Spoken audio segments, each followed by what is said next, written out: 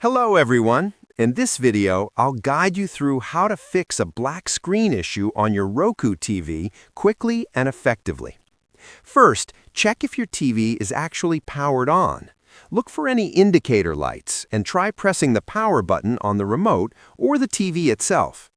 If the screen is still black, unplug the TV from the power outlet, wait about 30 seconds, and plug it back in to perform a soft reset. Next, check your input source. Make sure the correct HDMI input is selected, especially if you're using external devices like a console or streaming box. Try switching inputs to see if the display returns.